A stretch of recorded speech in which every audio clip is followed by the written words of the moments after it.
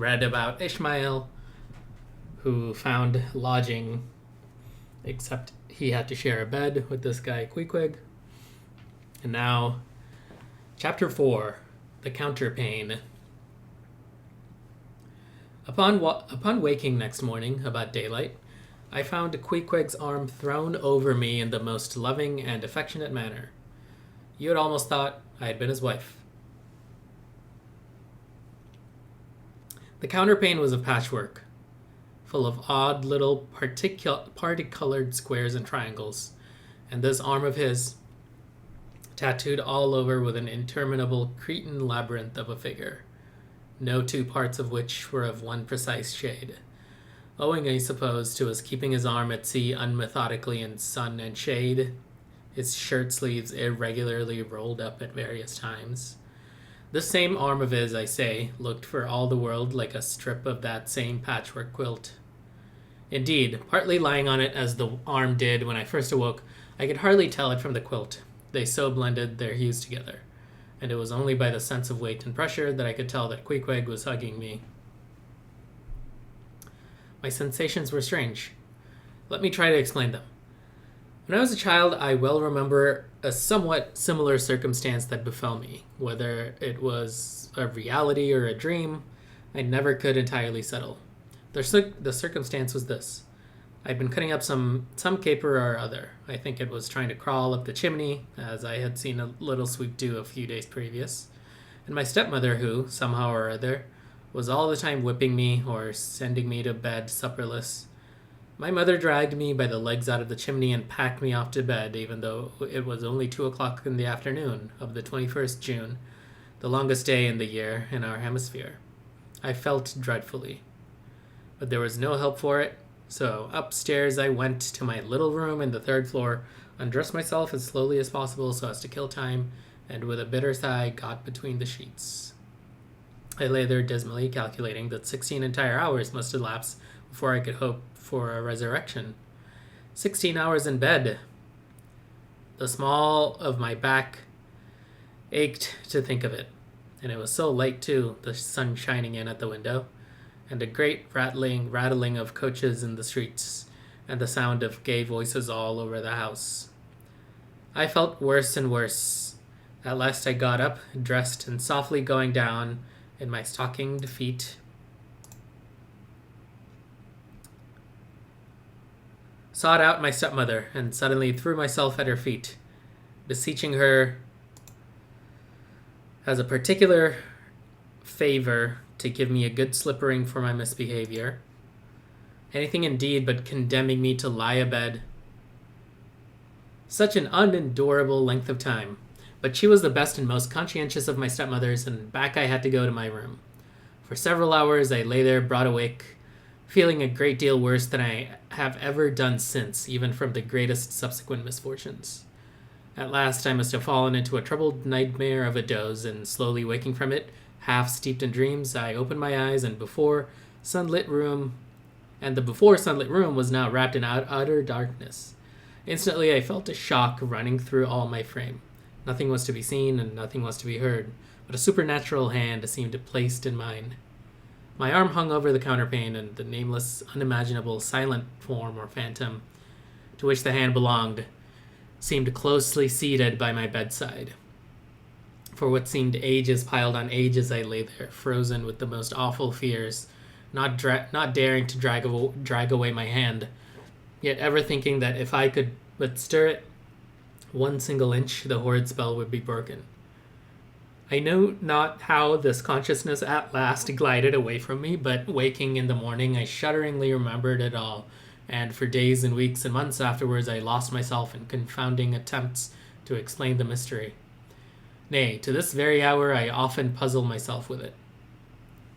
Now, take away the awful fear, and my sensations at feeling the supernatural hand in mine were very similar in their strangeness to those which I experienced on waking up and seeing Queequeg's pagan arm thrown round me. But at length all the past night's events soberly recurred one by one in fixed reality, and then I lay only alive to the comical predicament. For though I tried to move his arm, unlock his bridegroom clasp, yet, sleeping as he was, he still hugged me tightly, and as though naught but death should part us twain. I now strove to rouse him. Queequeg, but his only answer was a snore. I then rolled over, my neck feeling as if it were in a horse collar, and suddenly felt a slight scratch. Throwing aside the counterpane, there lay the tomahawk, sleeping by the savage's side, as if it were a hatchet-faced baby. A pretty pickle, truly, thought I, a bed here in a strange house, in the broad day, with a cannibal and a tomahawk. Queequeg, in the name of goodness, Queequeg, wake! At length, by dint of much wriggling and loud and incessant expostulations upon the unbecomingness of his hugging a fellow male in that matrimonial sort of style, I succeeded in extracting a grunt, and presently he drew back his arm, shook himself all over like a Newfoundland dog just from the water, and sat up in bed, stiff as a pikestaff, looking at me and rubbing his eyes as if he did not altogether remember how I came to be there, though a dim consciousness of knowing something about me seemed slowly dawning over him. Meanwhile, I lay quietly eyeing him, having no serious misgivings now, and bent upon narrowly observing so curious a creature.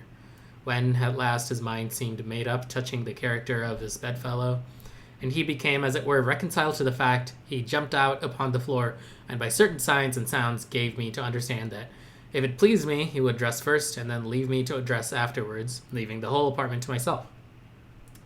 Thinks I, Queequeg, under the circumstances, this is a very civilized overture. But the truth is, these savages have an innate sense of delicacy, say what you will. It is marvelous how essentially polite they are. I pay this particular compliment to Queequeg because he treated me with so much civility and consideration, while I was guilty of great rudeness. Staring at him from the bed, watching all his toilette motions, for the time, my curiosity getting the better of my reading. Nevertheless, a man like Queequeg you don't see every day. He and his ways were well worth unusual regarding. He commenced dressing at top by donning his beaver hat, a very tall one, by the by, and then, still minus his trousers, he hunted up his boots.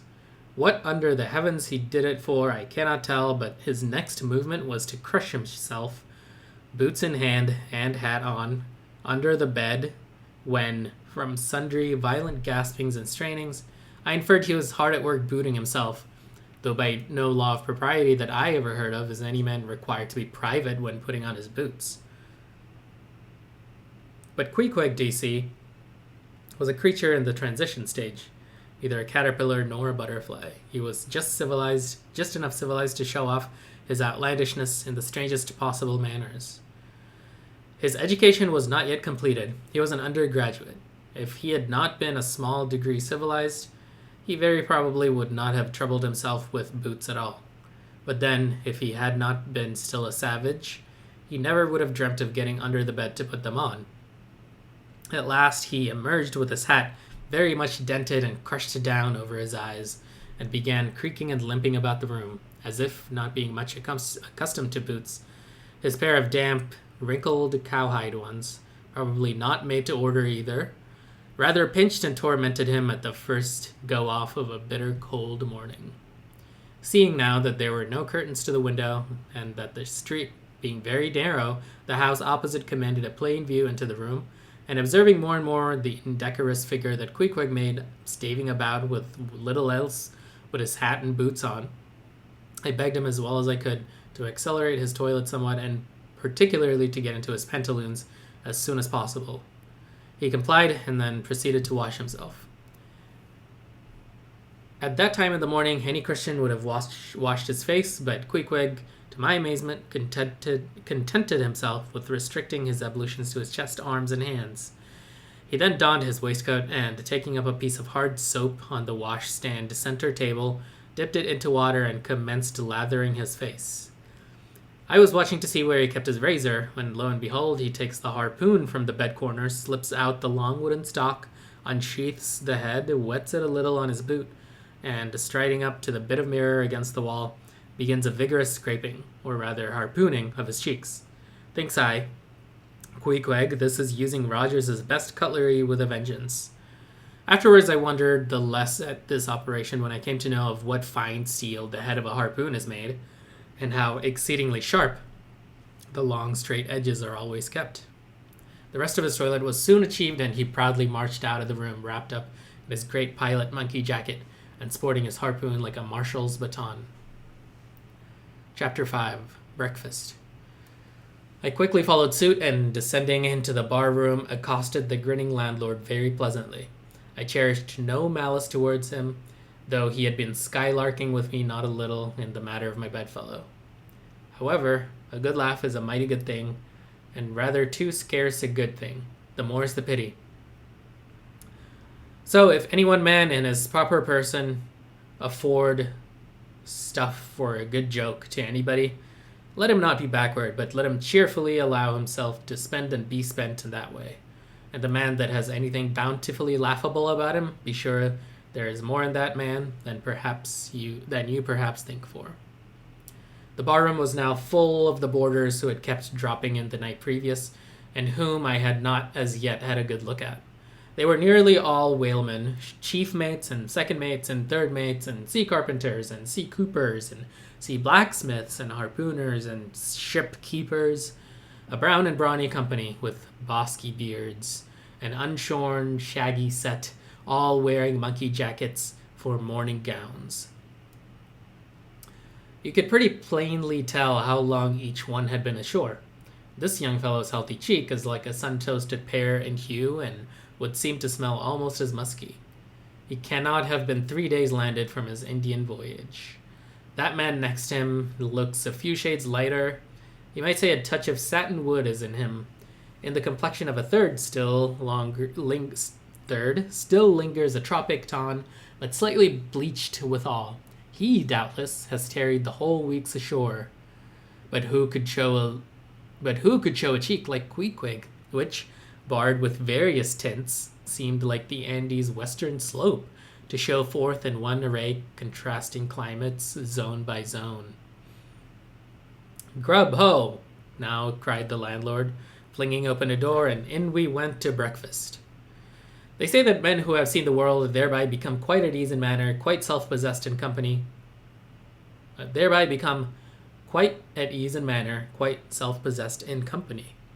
Not always, though.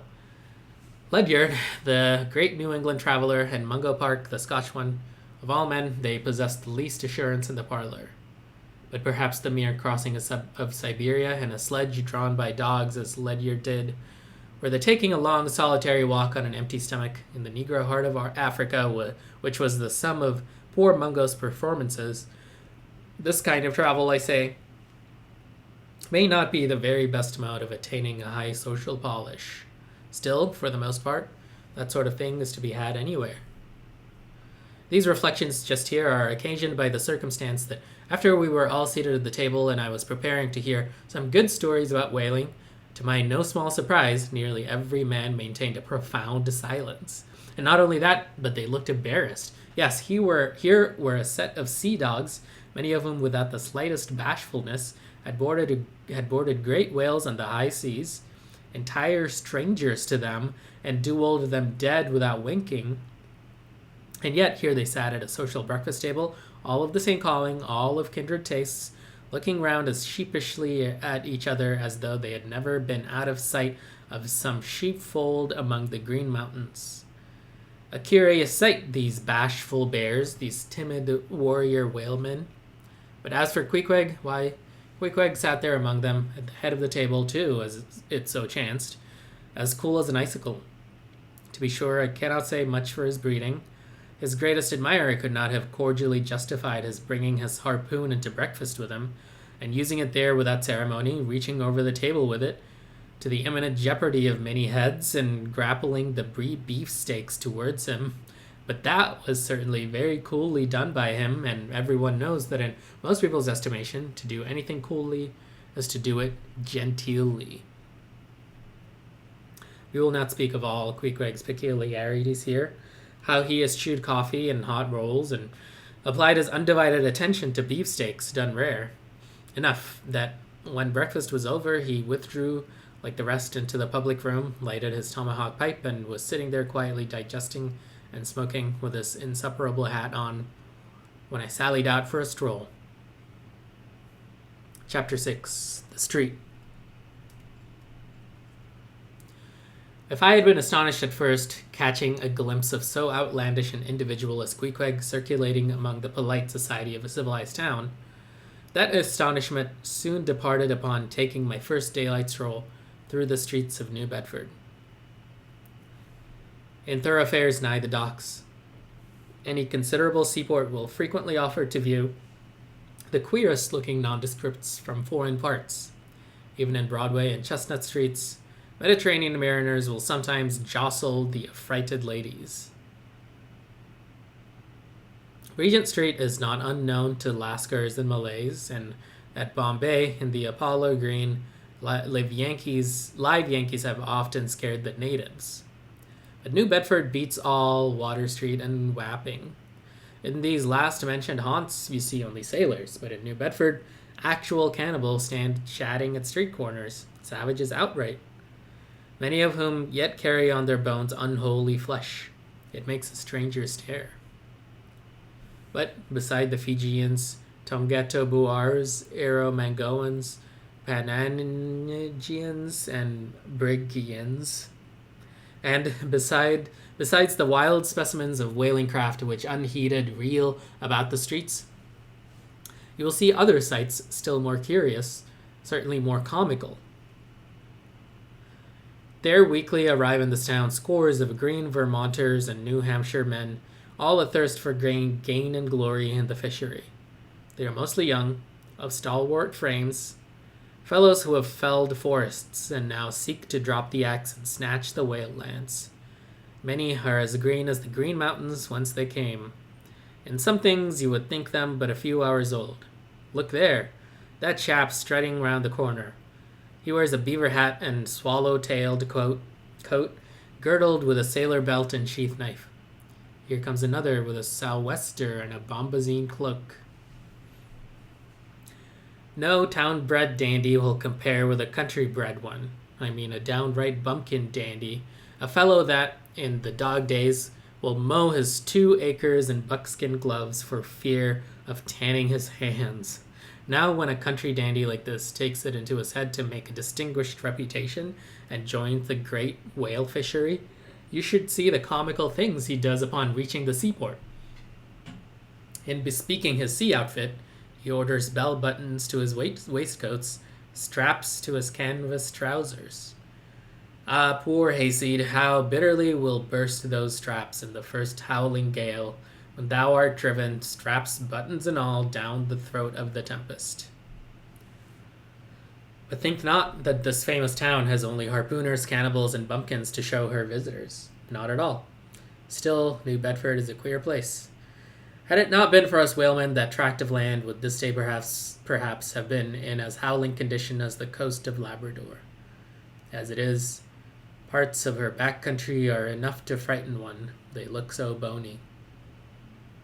The town itself is perhaps the dearest place to live in all New England. It is a land of oil, true enough, but not like Canaan, a land also of corn and wine. The streets do not run with milk, nor in the springtime do they pave them with fresh eggs. Yet, in spite of this, nowhere in all America will you find more patrician-like houses, parks and gardens more opulent than in New Bedford. Whence came they? How planted upon this once scraggy scoria of a country? Go and gaze upon the iron emblematical harpoons round yonder lofty mansion, and your question will be answered. Yes, all these brave houses and flowery gardens came from the Atlantic, Pacific, and Indian Oceans. One and all, they were harpooned and dragged up hither from the bottom of the sea. Can her Alexander perform a feat like that? In New Bedford, fathers, they say, give whales for dowers to their daughters, and portion off their nieces with a few porpoises apiece. You must go to New Bedford to see a brilliant wedding, for they say they have reservoirs of oil in every house, and every night recklessly burn their lengths in spermaceti candles. In summertime, the town is sweet to see, full of fine maples, long avenues of green and gold, and in August, high in the air, the beautiful and bountiful horse chestnuts, candelabra-wise, proffer the passerby with their tapering upright cones of congregated blossoms. So omnipotent is art, which in many a district of New Bedford has superinduced bright terraces of flowers upon the barren refuse rocks thrown aside at creation's final day. And the women of New Bedford, they bloom like their own red roses. But roses only bloom in summer, whereas the fine carnation of their cheeks is perennial as sunlight in the seventh heavens. Elsewhere, match that bloom of theirs ye cannot, save in Salem, where they tell me the young girls breathe such musk. Their sailor sweethearts smell them miles offshore, as though they were drawing nigh the odorous Moluccas instead of the puritanic sands. Chapter 7. The Chapel.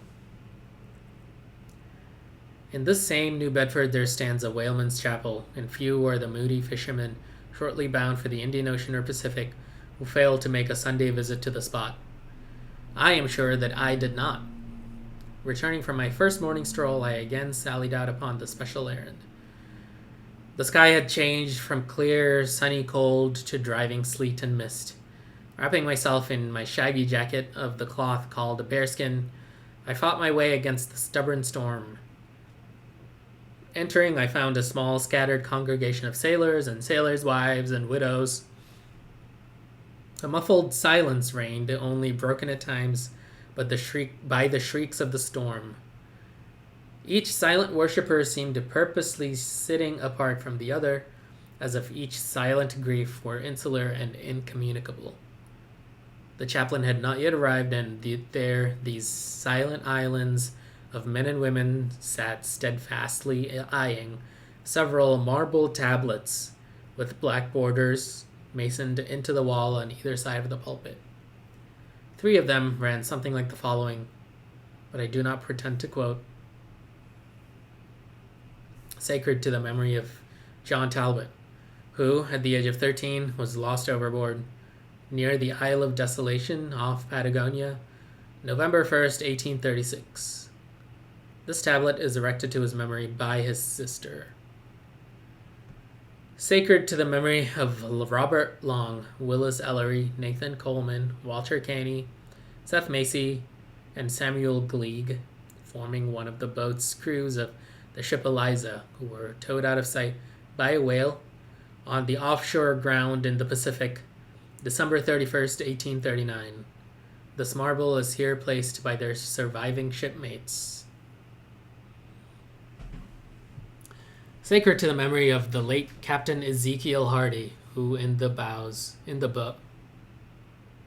of his boat was killed by a sperm whale on the coast of Japan, August 3rd, 1833. This tablet is erected to his memory by his widow. Shaking off the sleet from my ice-glazed hat and jacket, I seated myself near the door, and turning sideways was surprised to see Queequeg near me. Affected by the solemnity of the scene, there was a wondering gaze of incredulous curiosity in his countenance. This savage was the only person present who seemed to notice my entrance, because he was the only one who could not read, and therefore was not reading those frigid inscriptions on the wall. Whether any of the relatives of the seamen whose names appeared there were now among the congregation, I knew not. But so many are the unrecorded accidents in the fishery, and so plainly did several women present wear the countenance, if not the trappings, of some unceasing grief, that I feel sure that here before me were assembled those in whose unhealing hearts the sight of those bleak tablets sympathetically caused the old wounds to bleed afresh. Oh, ye whose dead lie buried beneath the green grass, who standing among flowers can say, Here lies my beloved. Ye know not the desolation that broods in bosoms like these. What bitter blanks in those black bordered marbles which cover no ashes. What despair in those immovable inscriptions. What deadly voids and unbidden infidelities in the lines that seem to gnaw upon all faith and refuse resurrections to the beings who have placelessly perished without a grave. As well might those tablets stand in the cave of Elephanta as here. In what senses of living creatures the dead of mankind are included? Why it is